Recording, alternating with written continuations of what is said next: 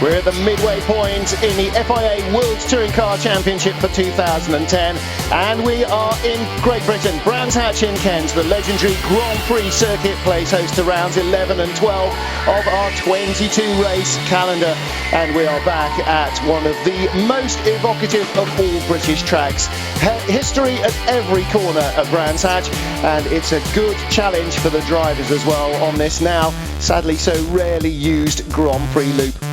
Well, the drivers have got plenty of excitement to look forward to in front of them, and that means it is now time to settle down and get ready for the first of our two races today. Good morning, everybody. I'm Martin Haven, and alongside me, former British Touring Car Champion and World Touring Car driver James Thompson. And Jimmy, we've just watched the Parachute Regiment display team, the Red Devils, doing their stuff to keep the crowd entertained.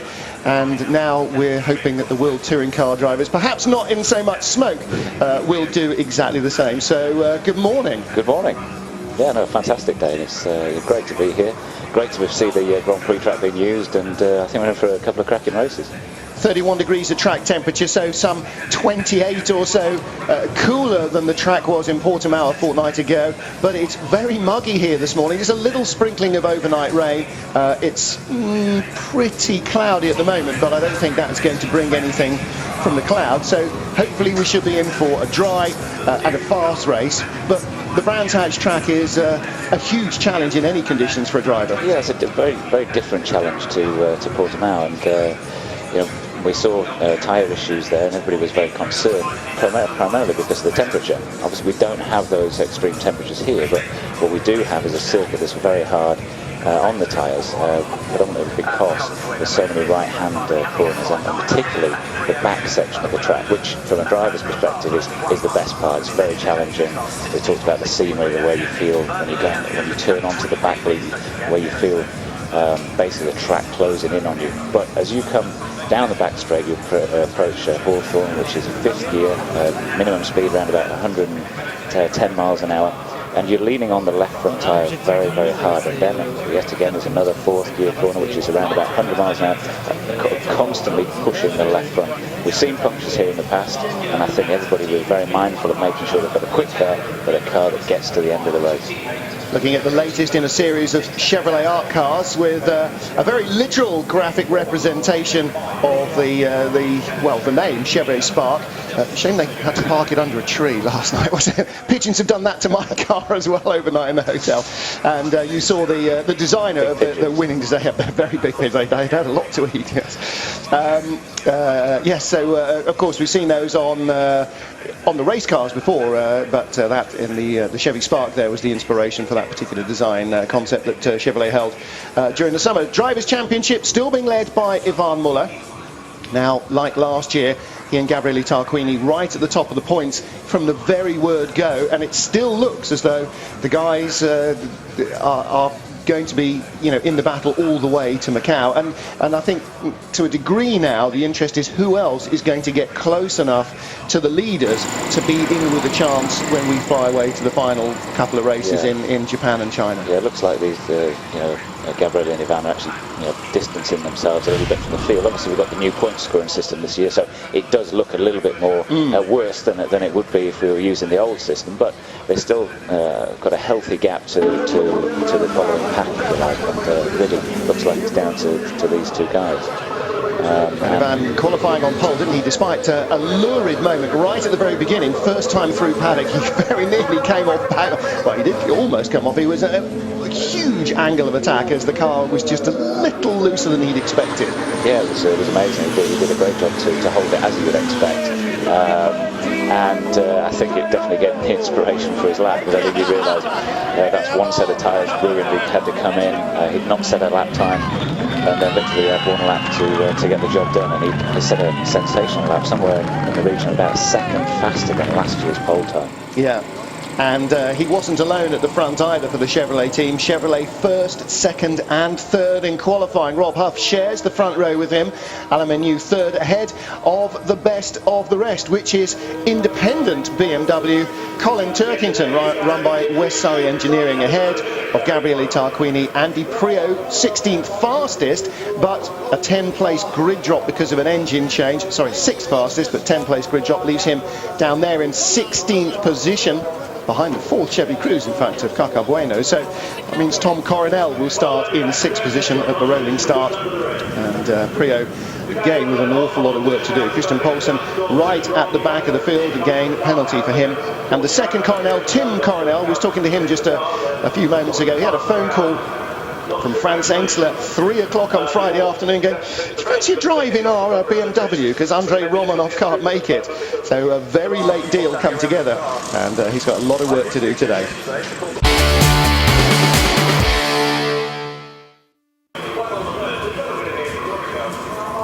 So good to see the Brands Hatch circuit well occupied here, and they were queues to get in nice and early this morning as well, which is always really gratifying. Since MSV Motorsport Vision took over running Brands Hatch and the rest of their group of circuits, they have really brightened the place up, and it is really back to its all-time best, I think, as a circuit.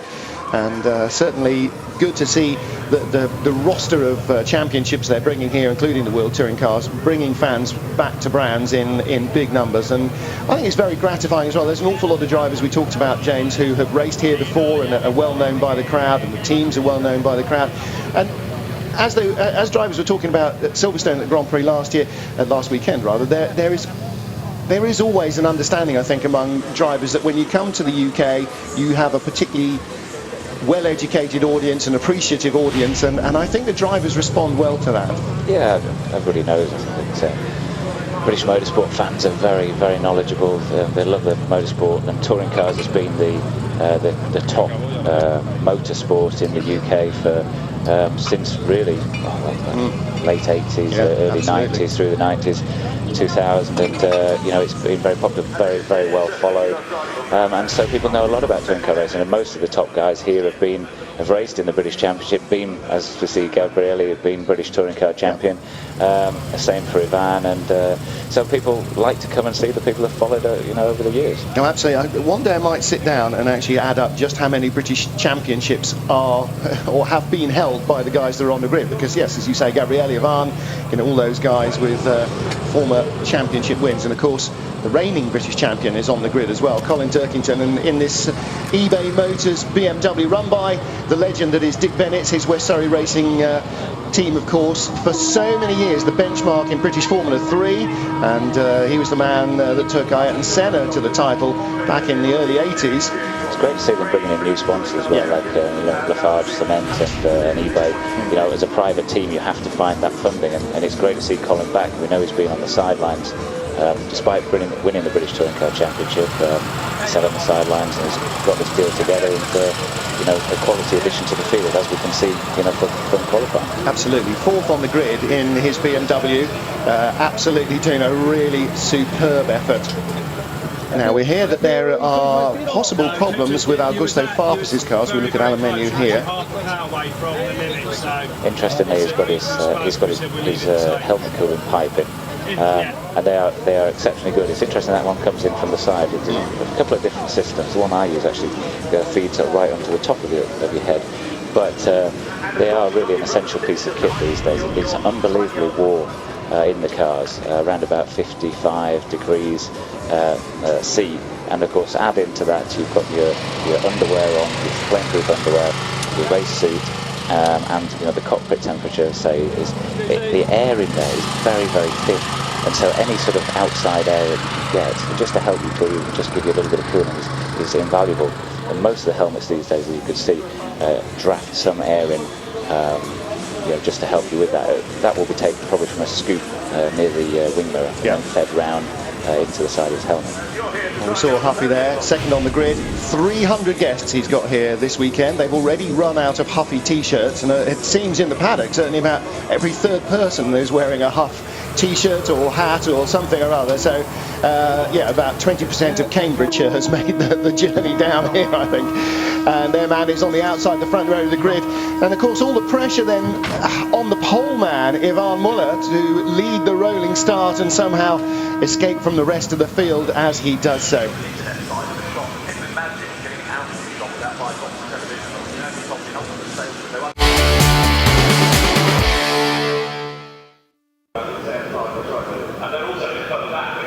The last couple of tyre trolleys being wheeled off the grid, and some Swiss fans there.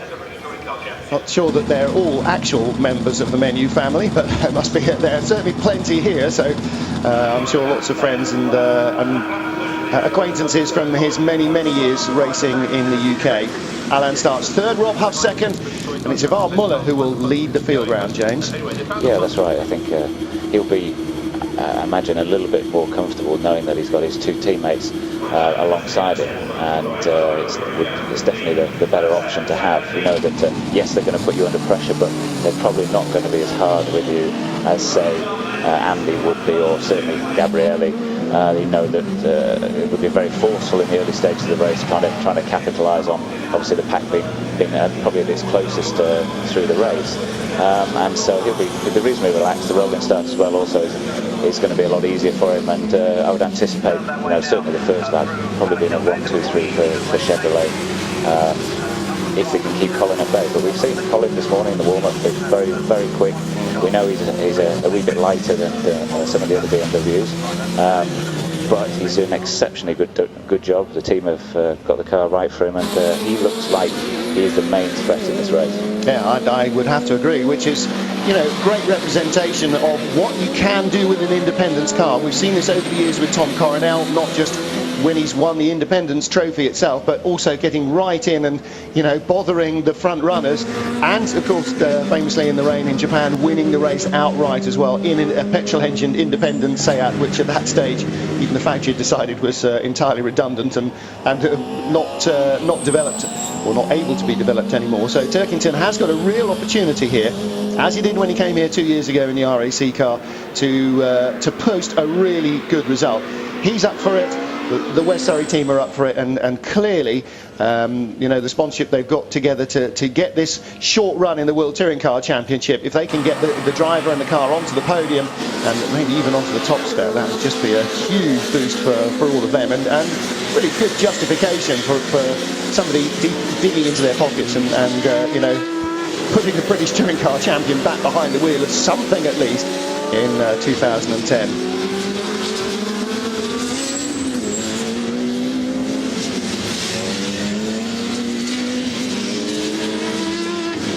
Ray Mallock, the boss of RML, who run the Chevrolet team, the cars first, second and third. Well, you've got to look a little bit nervous there, haven't you? You know, everybody, you know, now is, when you see the teammates together, even though the cars aren't the same colour, everybody thinks Red Bull.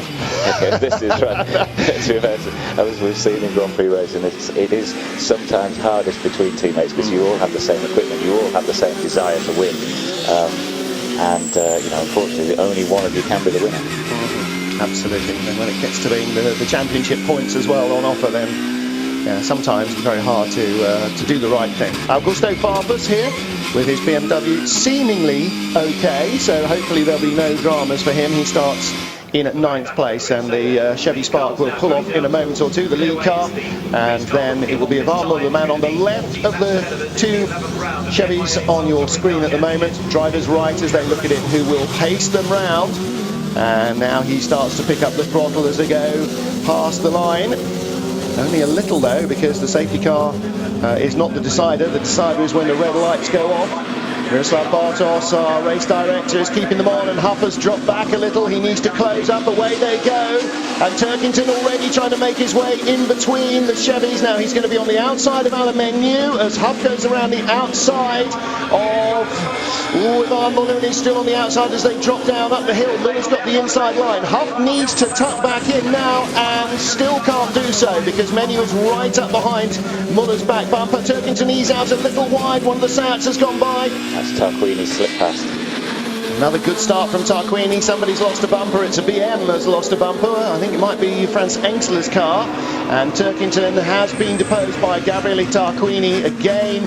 The old Fox making a very good start. So Turkington in 5th place in the BMW. Behind him, Tom Coronel, Montero, Nicolis. And not a great start for Augusto Farfus. 9th place now becomes 10th as Freddie Bart goes past. And Bart's passed Genet and Farfus then in consecutive corners.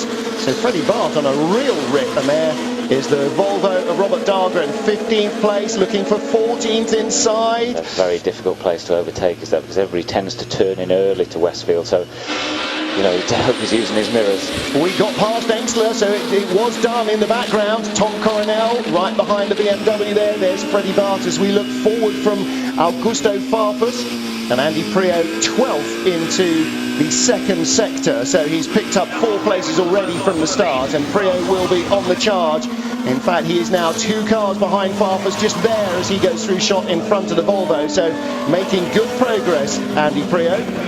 He always seems to have a fantastic race when he starts at the back. As we saw the last race, he came from 21st on the grid and finished 4th. He seems to really sort of get his dander up and deliver some very special races. Maybe they ought to start locking him in the toilet instead of allowing him to qualify and get him really wound up. I think he'd become wise to that quite quickly. But you're absolutely right. And there is a degree of nothing to lose-ness about that, isn't there? You know, if you've got nothing, all you can do is try and get forward. And he dives up the inside. That's a good move on Genet. So he goes by Geordie for 11th place. I think you're right. You know, I think that he realises that he's going to have to charge hard. He's not scoring any points where he is. I think to a certain degree, when you're 4th or 3rd and you're eyeing, your championship place up and thinking about how many points you get in, you're thinking that the season's a very long season. Are these points going to be good enough to keep me in contention? But when you're out of the points, you've got nothing to lose, and it really seems to go up a notch in terms of his performance when he's definitely at the back. Well, Genet fighting off Dahlgren in front of this. Bueno, Boardman and Engstler. Engstler in the Liquimolli number 15, Boardman right there, and in comes Stefano Daste as well from behind. So as Tom Boardman slips up the inside again, a Dingle Dell move, not something perhaps that Bueno would have been expecting, but Brands Hatch Grand Prix track knowledge teaches you where you can get away with stuff, and Daste there dives inside Engstler as well. So France is being shuffled back down the order. Don't forget he was in the top 11 that went into the 2nd sector of qualifying. So, starting 10th place, and Engstler is now down in 17th position. So dropping like a stone as Muller, Huff and Menu are 1st, 2nd and 3rd as they were from the grid. And here comes Turkington up the inside. That's a good move, but he just can't get alongside Gabriele Tarquini. And he's just set the fastest lap. I think he's going to have exceptionally strong race pace. If he's going to have any chance of winning this race, he needs to dispose of Gabriele very quickly, because we know the Seat may not be the quickest car through some of the corners, but it comes off the corners quicker than any other car, as we've probably seen from this onboard camera. Watch him now as he gets on the gas. He'll accelerate away, pull away from the BMW, and he will unfortunately have no chance of overtaking him. No, he's going to have to be brave at somewhere like Hawthorne here, but probably towards the end of the lap when he's got back closer to Gabriele, because out of Surtees, uphill, medium speed corner, that's where the turbo diesel has got the advantage on him. From here on in though, speeds are too high for Gabriele to have any extra power advantage on him, and Turkington's BMW should then handle a little sweeter than the Seat and draw him closer through this fast 5th and 4th gear stuff down around the back of the Grand Prix circuit, and here into Stirling's Bend again, closing. One thing he needs to hope Gabriele makes a mistake. Obviously Gabriele's been around for a few years and doesn't make many, but because of the nature of the track, if he does make a mistake, there will be a knock-on effect. He'll slow himself up, and as we've seen, it's all about the momentum out of the back.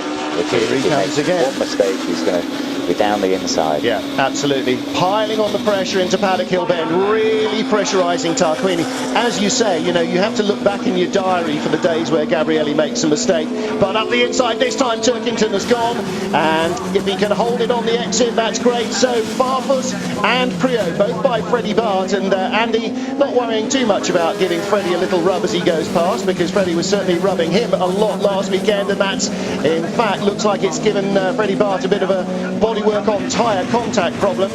So Farfus and Priaulx now 9th and 10th, and Bart in trouble from behind with Genet trying to get by.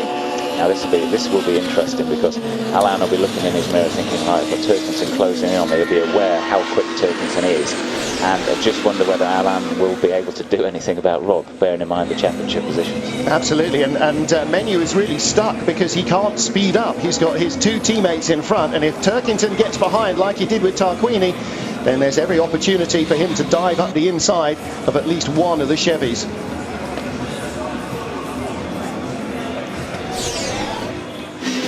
Turkington is right on the tail of our lead trio and looking to get by as well. Game on, lap 4 of 14.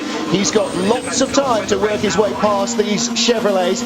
The car he's driving is lighter than theirs as well, lighter than the other BMWs because of being in the independent category, being an older body shell car.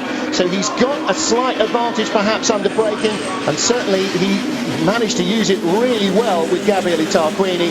And again, fastest lap once more for him. Farfus also very quick, and Freddie Bart, Janae saying, right, get out of the way, do not try and cut me off at the apex of the corner. And as a result of that contact, here comes Robert Dahlgren. Good move by him, and he's now up to 11th place. He was 13th at the line, so Dahlgren seeing the opportunity, and here comes Turkington already looking everywhere at Menu. And this is real racing driving tactics, isn't it? Both mirrors at the same time, making sure that Menu knows you're there and trying to just distract him a fraction. Yeah, this is a little bit forceful. I'm sure Freddie will be a bit disappointed in the gravel, but isn't it great to see the Volvo in the championship? Absolutely. A new manufacturer, cars immediately competitive. I'm sure this track isn't the best suited to the car because of the nature of the track. We've talked about how quick it is out of the back section, and that car with the short wheelbase would definitely be more suited, I would imagine, to the tighter, twistier circuits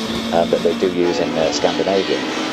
Absolutely right. It'll be very entertaining, and it'll be really interesting to see a Volvo appearing in the championship for more than just the odd race. Looking back from Alain Menu, and Alain will be trying to ignore his mirrors as much as possible and concentrate on... Oh, this is the really difficult bit, isn't it, of Menu's job, is he's got to try and not be forced into a mistake to let Turkington through, but also he's stuck behind Muller and Huff. He can't get any quicker than them. He's really under pressure all the way. Yeah, I mean, Alain is the one under the most pressure because he knows, realistically, he has two teammates in front of him. He doesn't want to, he can't attack them as he would do another competitor. And Andy has got the fastest car on the track, closing in on him, as we see. Harry Volkard up the inside of Christian Poulsen, and that is on page 2 of the timing screen. Outside the top 20, curses. Colin Turkington leading the independence class. Just shows they're still racing hard though, even though they're on page 2. Yes, they are indeed, and that was a change for 21st. Just to keep you up to date, as Prio and Farfus both go by Michaelis, and Andy is just ready now to take Farfus for 8th place as well. And they will obviously be eyeing the second race, because if they can finish 8th, obviously they will start on pole position for race 2. Well, Farfus getting inside Michaelis, and a little bit of contact between them, and as you know, James, on the exit there, climbing uphill, your foot to the boards through Surtees, and so any slight bobble in the car just kind of leaves you drifting off on the exit there as the road sort of drops away on the outside. Yeah, exactly. It's the one place where you really don't want to be slow because you're coming onto the fastest section of the track. So any speed that you lose all the way down that long straight, and it does give a very good chance to overtake. Fastest lap of the race for Andy Prio last time round. It's still Muller, Huff, Menu. Nothing has changed in the top 3. Turkington 4th, then Tarquini, Coronel, Montero in their yellow Seats. Then Norbert Michaelis was in 8th place. Now it's Augusto Farfus with Prio in 9th, and I don't think Andy's going to be very happy to sit there behind Augusto. Apart from anything else, he wants a point or 2 more, and he also doesn't want Augusto to be outscoring him. He wants to be the lead BMW driver. Kaka Bueno there battling again with Franz Engstler. Andy will be hoping as well, that he's thinking, home race, I want that 8th place, I want to start from pole position, I want to win race 2, and his teammate sat on 8th place at the minute, so it's not even like he can do anything a little bit naughty. No, he can't do anything naughty, but that's not particularly the way he wants to do it. But he will try for the remaining 7 laps to unseat his teammate from that 8th place, no question about it. Apart from anything else, extra points, and you never want to go to Macau with not quite the points that you could have had Engsler, this is where he passed Bueno in the Chevrolet for 14th place, diving into paddock hill bend. So Engsler starting to recover from losing all those places early on, and Turkington slightly stuck behind the Chevrolets now. He's got up to them and he's now only doing their speed, so trying to find an extra advantage somewhere is not going to be the work of the moment. I'd like to see him just antagonise Alain a little bit, maybe just give him a little rub up at the hairpin, because I imagine Alain will be quite frustrated because he knows he can't do anything about his teammates, but he also doesn't want to be the one that doesn't get on the podium. No, so absolutely. Maybe you could capitalise on a little bit of frustration. Well, the other slight problem, James, of course, is if Turkington gets his foot in the door, then boing, he's right up to Huffy immediately. So it's not just that Alain will lose out, potentially all three of them might lose out, and that's the tail gunner's job that he's doing. And you can see the effect that Turkington is having, because now there is proper real estate between Huff's back bumper and Menu's front bumper. And looking back from Rob, you can see why, because Menu's being very defensive to stop Turkington coming up the inside. I think what he's doing is a very good job. Turkington's on the grass, and he had a look up the inside into Surtees, and Menu gets in a little slow. Here's a chance for the BM. I was just going to suggest that what I would imagine he would do in this situation is drop his pace back and see if he can bring Gabrielli up to the back of Colin, and then that way he's guaranteeing a 1-2 for Chevrolet. He's taking himself out of the equation, finishes third, great, but what he's doing is taking Colin's challenge, basically bringing that. Oh, that's Bueno with a big fire. Something has let go in a very big way, a hose or something. Normally when an engine explodes, if a conrod or something separates, you don't get a big fire like that. So it looks like a hose has blown off and sprayed oil over the exhaust. So big drama there. Incidentally, Farfus now up to 7th, ahead of Montero, who is now 8th, and Prio stuck behind him. So that was Farfus making a good move there. Be interested if there's any oil down at that point. I think that was coming onto the back straight. So next time around, we'll see whether the leaders. Safety car boards are out at the start-finish line. Safety car boards are out, so the battle now immediately abates.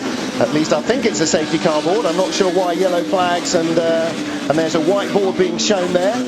Is that not a safety car board? I think it's just shown at the moment a yellow flag in turn 6. So okay. So they put the yellow flags out, but I wonder whether they put the oil flag out, because really you need to know that.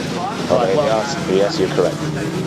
Well, the safety car is out. It's not up on our timing monitors, but I can see the back of the board, not the front of the board. Now, is that good spot as ever, James? I was going to say, is that not on bottom bend? No, it's absolutely not. It's on the back straight.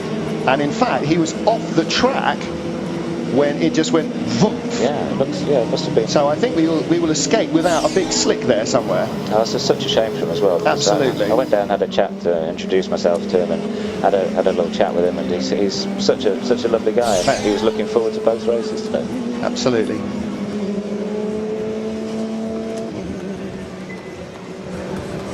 Well, looking here again at the start, and Ivan Muller on pole on the inside.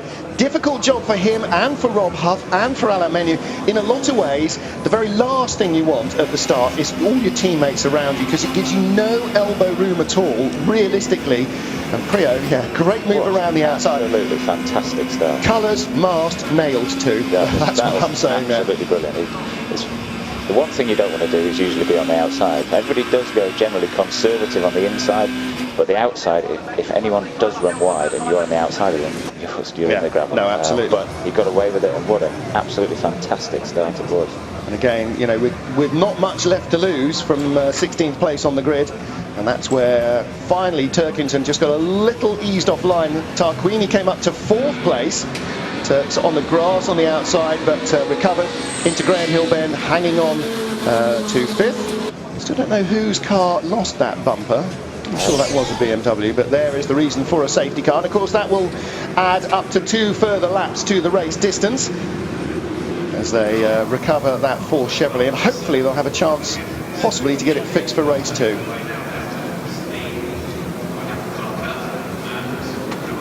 Chevrolet's Eric Neve looking over as the safety car comes by, one of the new Chevy Camaros.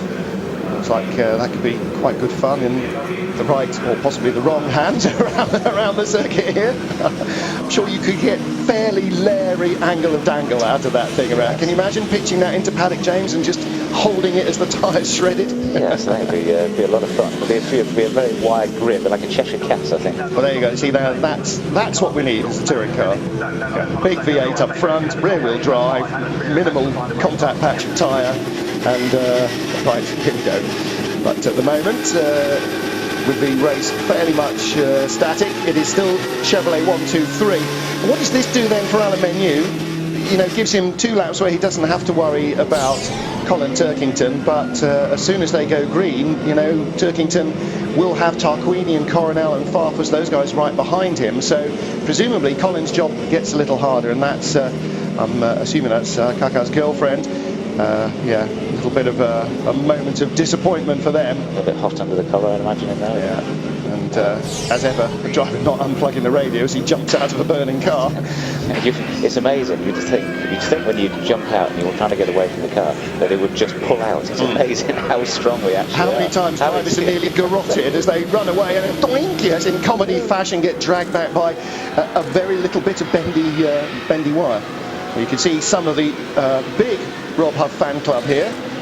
And Huffy was here last weekend. They did a fun karting thing, and also he and Jolyon Palmer, the Formula 2 championship leader, swapped cars. So Joe got to drive the Cruise, and Rob got to thrash around Brands Hatch in a Formula 2 car, which he was raving about yesterday when I was chatting to him. Really enjoyed himself in it.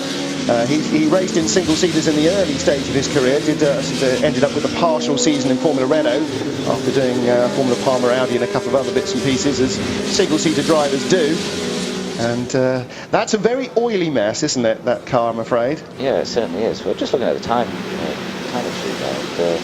I don't know how Montero got past Prio. No, Farfus got past Tiago, and then Andy got stuck behind him. The door wasn't open long enough from Augusto. Tiago shut the door pretty quickly, and so Andy just got stuck behind him. In fact, he was chasing him down here when the safety car boards came out, and so that sort of stymied that as well as several other battles. So lap count now up to 15, and as the safety car gets to the line, it'll go to a 16-lap race distance. I imagine Alain's reasonably happy at this point in time because he's got basically a little bit of respite. He knows that Gabrielli now is going to be trying to look for a way past, although as we watched that, it was obvious that Gabrielli got out of the way of Colin, so maybe he's thinking, well, he's just too fast, I'll be better off letting him go and see if he can slow the Chevrolets up a little bit and maybe bring them to me. But I'm sure Alain will probably hold his pace back a little bit, let the first 2 get away. So basically, Chevrolet have got the race win and at least a second place. And then, if he has to sacrifice himself, keep his pace to a minimum and ensure that result. Yeah, absolutely. And certainly the way that Tarquini not moved out of the way for Turkington, but said, okay, that's a done deal. Nice and early on the run into Druids. He knows that a little touch there, when you're really teetering on the edge, can put you into gravel, and that's 0 points. So better to give away a couple to a guy who's not going to be a championship rival. And that's why, you know, the experienced touring car drivers are still the guys that are at the front week in and week out, because they know when to win and they know when not to fight and just take what you can get out of it. And sometimes that's as important as knowing how to push, is knowing when not to push. Well, that's right. It's very, very different. You know, sometimes when you're young, you know, you're striving for your first result, which could be a win or a podium, or really just justification that you can actually do it. When you've been around and scored as many championship wins and race wins as Gabrielli, Van, the top guys, basically it's all about the end result. The end result is a win of the championship, really. It's not about an odd result, and it's about making sure you're there for the second race, scoring the most points. Lights are out on the safety car. The Camaro will pull in at the end of this lap, and we will be going green once more after 3 laps behind the safety car because of the dramatic oil fire suffered by Kaka Bueno in his Chevrolet Cruze. Chevrolet Cruze is still first, second and third. Muller, Huff, Menu. Turkington is the real fly in the ointment as far as the Chevrolet team are concerned, though. 4th place in his BMW. And as they get the green now, Muller jumps away. Huff isn't quite as quick to pick up the speed as Ivan was.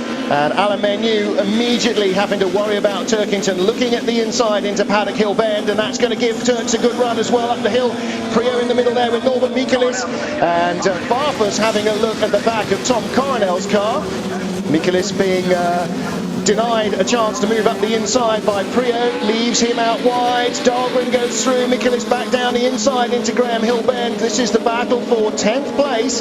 Prio stuck behind Montero at the moment, and Michaelis now fighting with the driver in both mirrors, because that's Jordi Genet on the other side. Prio around the outside. It looked like he got a good run coming onto the back straight, but as we know, I don't think he's going to have a chance to overtake the Diesel. It's just too quick off the corner. Well, Dahlgren got shuffled back, and Freddie Bart is coming back down beside him. Bart on the right, he's already by the Volvo before they get to Hawthorne. Boardman's black car on the inside of Engstler, and he denies Engstler a chance to pick up a place as well. So Turkington's still looking at the back of 3 Chevys and trying to figure out a way through. Interestingly, the Volvo looks like it's got a very strong engine. It certainly sounds fantastic, but they also do look very good in a straight line. It's a great little car. Yeah, absolutely. He's got Boardman behind him now in that black Seat. That's the petrol engine car that he's racing in the British Touring Car Championship this season. And Boardman has made a couple of good passes already, so his Brands Hatch Grand Prix knowledge is good. And that, well, now he's dropped back a little into the clutches of Franz Engstler again, Tom Boardman. Meanwhile, Huff is getting closer to Muller up front, and Menu in 3rd place, just a quarter of a second in front of Turkington at the line. Further back, that's Poulsen under pressure from Hernandez. Poulsen in the white BMW with the Norwegian colours on the roof, and Hernandez in his regular Protein BMW. So lots of independent action here. Top independent is Colin Turkington in 4th. 2nd is Boardman at the moment. 3rd is Engstler. So that's important battle for Franz Engstler, because Tom Boardman's only here on a one-off, but will take points away from Engstler. 4th is Daryl O'Young. 5th, Christian Poulsen. 6th, Sergio Hernandez ahead of Harry Volkard, who's now in 20th place. But Colin Turkington still looking for 3rd place from Menu. Not quite close enough to have a big rush up the inside into Hawthorne. Or is he? He looks significantly quicker than any of the cars in front. To watch him coming onto the back straight there, you could see he exited the corner with about a metre to spare to the edge of the track. So that shows the level of grip that he's got. He just unfortunately can't exploit it because he's stuck behind Alain. I think he needs to just sort of run them up a little bit and maybe try and sneak by that way. Farfus and Prio have sort of stopped making progress. Farfus is in 7th, and Montero between them is really the awkward customer to try and get by for Andy Prio there. Looking back again from Alain Menu, dropping down into clearways, exiting there and then picking up the throttle as you start to climb through Clark Curve onto the Brabham Straight. Muller is going to complete lap 13 as our race leader still. Huff and Menu 2nd and 3rd. Turkington, Tarquini, Coronel, and then Thiago Montero at the moment in 8th place, and that's why he doesn't want to let Andy Prio through, because of course that is pole for race 2 that Thiago's got, but Prio's so close now. And again, like Turkington on Tarquini, you can see that the BMW driver looking to try and unlock that inside path up to Druids, because that's really a good passing opportunity for the BM on the Seat. Yeah, you can see the run that he got off the corner there. The BMWs at this stage of the race have got so much more grip than the Seat. Obviously the front tyres working very hard on the Seat, and the BMW really coming into its own at this stage of the race, but Andy just can't get past. No, absolutely, and he is going to have to do it under braking, isn't he? Robert Dahlgren just denying Hernandez a little move there up the outside, and Dahlgren's dropped back a couple of places. He was 13th at the line ahead of Tom Boardman, and he's dropped right back. Somebody kicking up the dirt further back in the train may well have been Prio, trying to find his way past Montero again. On board the eBay Motors BMW, and the Chevy Cruze in front of Alain Menu, showing that the gap is back down to absolutely nothing. And again, Menu's pace being compromised because he's not using the ideal racing line. He's not taking the fastest route around. He's having to be defensive, and as a result, he's slower than his teammates in front. Yeah, exactly. Andy's really trying to pile the pressure onto the back of Thiago at the minute. He's desperate for that 8th place. He wants to start from pole position for race 2, and he knows if he's going to have any chance of winning the race this weekend, it has to be that one place he's got to overcome. Absolutely. And he's got 2 laps to do it in. So this is now lap 15 of 16. So penultimate lap. And Prio nowhere near close enough there at Druids, going out wide, taking a really wide line to attack down the hill, perhaps into Graham Hill Bend. Yes, he's very close to Thiago as they drop out at the bottom of the shot. He's inside him. Thiago drifts out a little wide. And Prio, well, he got halfway alongside. There's contact again as Thiago tries to fight back. Prio's got the inside line into Surtees.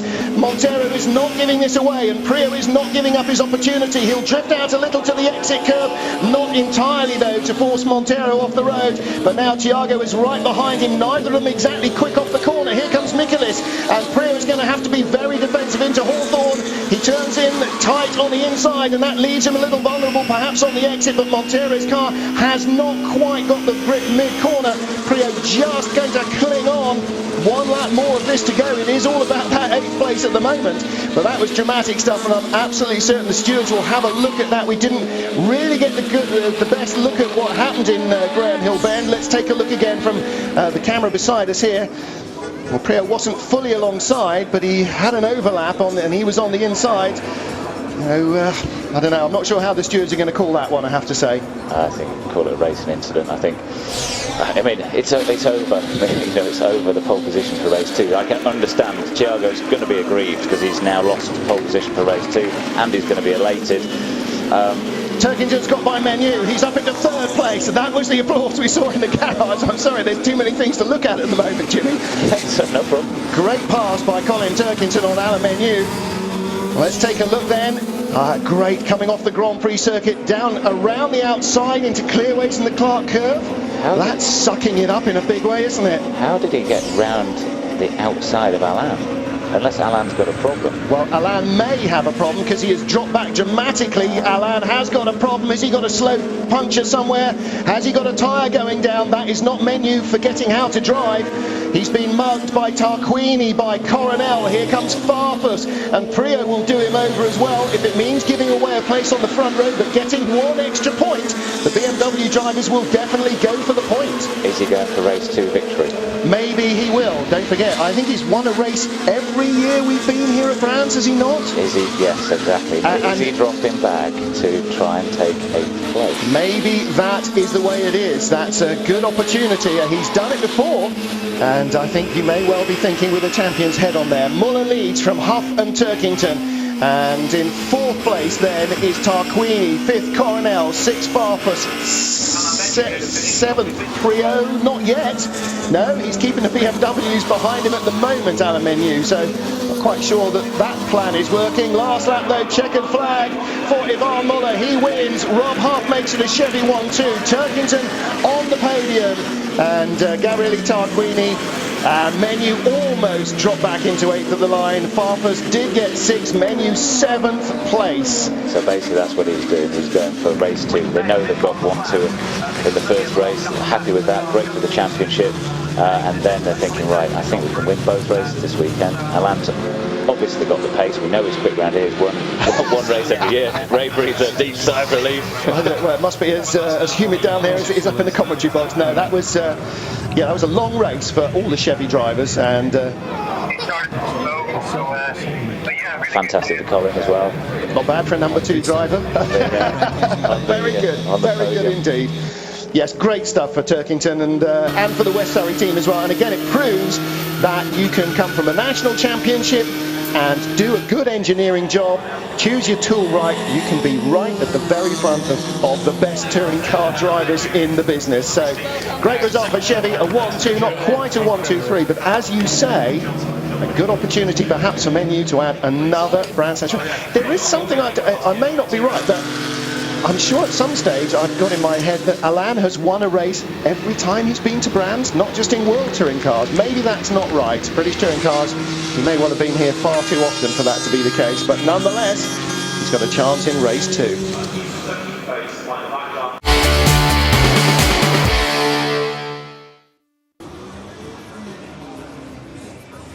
Chevrolet Racing's Eric Nev looking very happy. A 1-2 result for the Chevy crews here in Brands Hatch, and I'm sure there'll be a lot of people from Wellingborough, where RML is based, that runs the Chevrolet Racing team, who are down here this weekend on a bit of a busman's holiday, Sunday day out. And Alan Menu nearly runs over Ray's wife.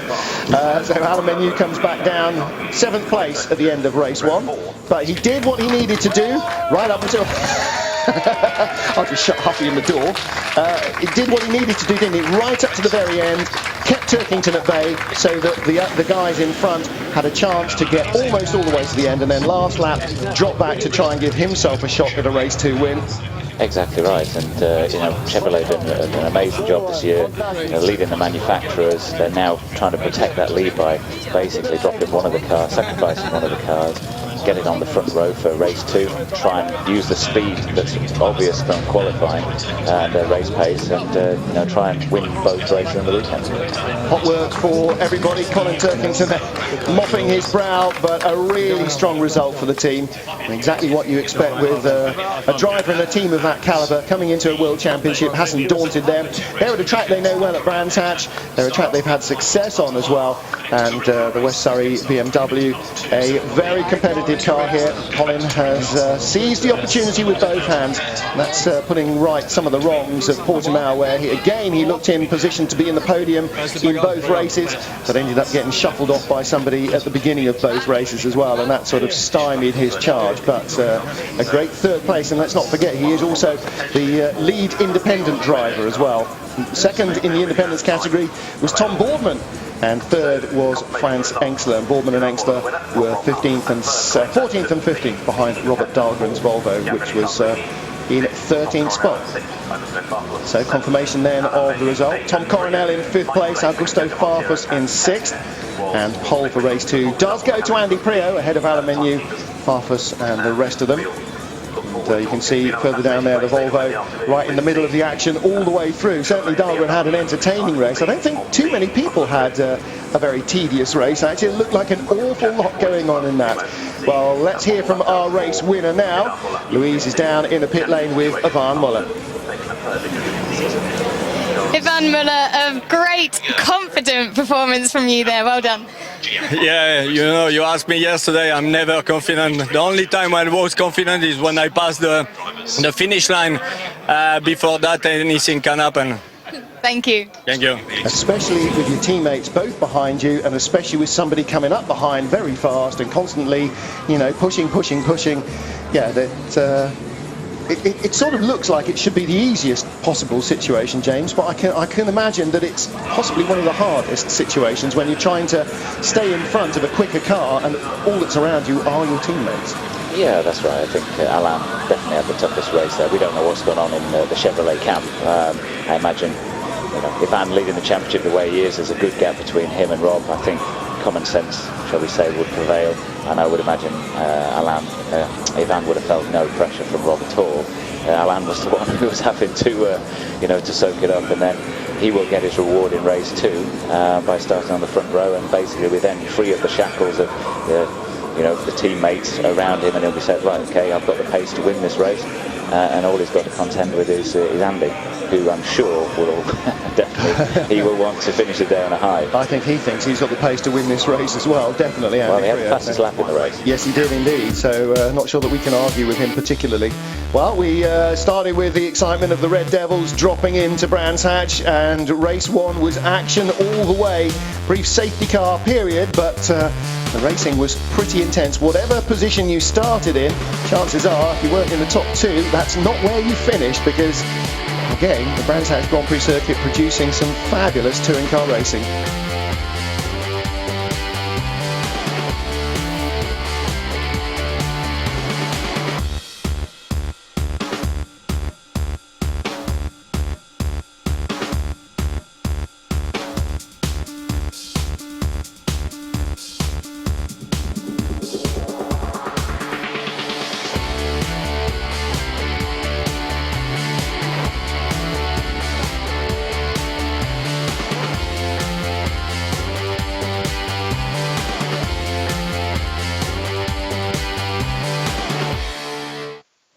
And now, if I could ask to come forward onto the podium, first of all, in third place. Well, Ian Titchmarsh bringing the drivers out onto the podium. It'll be a very warm reception for Colin Turkington, not just because he's a local driver, but he is, of course, the reigning British Touring Car Champion. Rob Huff in second place, brought about half the crowd with him, and Ivan Muller again, well, one of those drivers I think that Brits sort of regard as one of their own.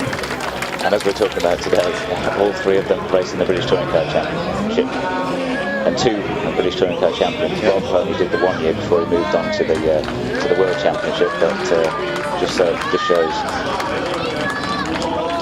We're going to hear the anthem now for our winning driver.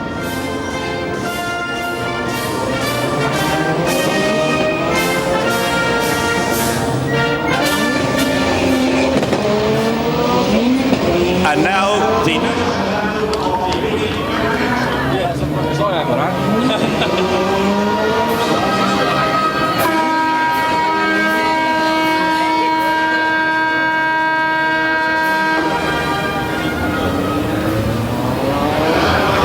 Message from Ivan's daughter is crystal clear there. And so far this weekend, her dad has snatched pole position and grabbed a race 1 win. Third place then for Colin Turkington, and that means that he will start in 6th position on the race 2 grid, and certainly from the standing start, every opportunity to move up. Second for Rob Huff, and a win there for Ivan Muller. So Chevrolet with a 1-2 result. As I said, Jimmy, again, important points for the manufacturer. Also on the podium there is Norbert Mikulis, who is our top rookie, and the independent class winner, well, he's the man who's 3rd place overall, Colin Turkington. So we've managed to get 4 different classes, or 4 different winners in 4 different drivers. So there's the independent race winners trophy as well. Don't forget that race 2 coming up here, Brands Hatch, in just an hour or so. You can catch the action later on Eurosport.